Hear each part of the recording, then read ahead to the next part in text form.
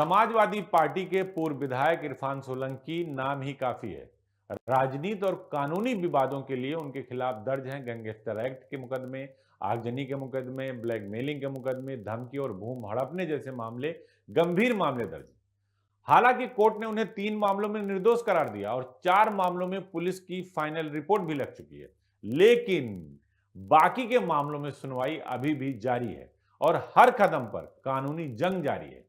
इरफान सोलंकी 2 दिसंबर 2022 से जेल में थे और 30 सितंबर 2025 को वो महाराजगंज जेल से रिहा हुए।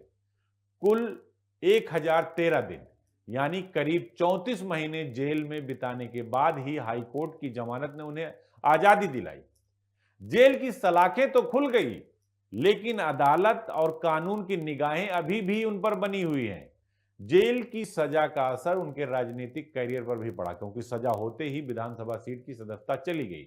सीसामऊ विधानसभा सीट से उनकी विधायकी रद्द हो गई थी, लेकिन राजनीति ने नया मोड़ लिया।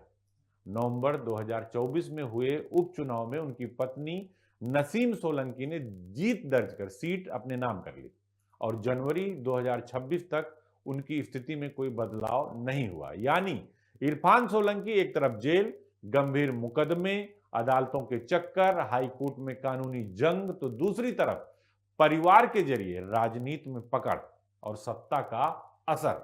ये कहानी सिर्फ कानून की नहीं है, बल्कि सत्ता की, अपराध और राजनीति के बीच की जटिल लड़ाई को दिखाती है।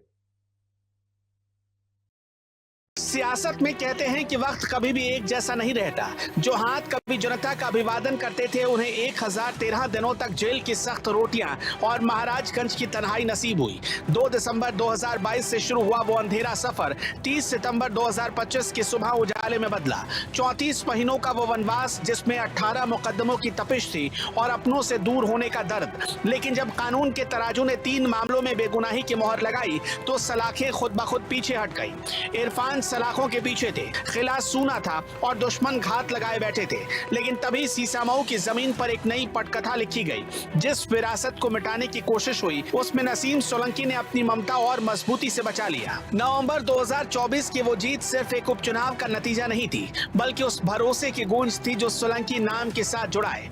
2026 की शुरुआत हुई और सदन में नसीम सोलंकी की मौजूदगी इस बात का सबूत है कि सोलंकी परिवार का सियासी सूरज अभी डूबा नहीं है। जेल के दरवाजे तो खुल गए, लेकिन अदालती गलियारों के दरवाजे अभी बंद नहीं हुए। गैंगस्टर एक्ट की जमानत ने सांस लेने की मोहलत तो दी है, पर आगजनी और जमीन कब्जा जैसे संगीन आरोपों की फाइलें अभी भी मेज पर है। पुलिस की फाइनल रिपोर्ट और 3 मुकदमों में मिली जीत ने इरफान को संजीवनी तो दी है, लेकिन अंतिम फैसला होना भी बाकी है। क्या इरफान सोलंकी अपनी खोई हुई साख पूरी तरह वापस पालेंगे, या फिर नसीम की ये विधायक पारी ही अब इस सियासी खानदान की नई पहचान बनेगी?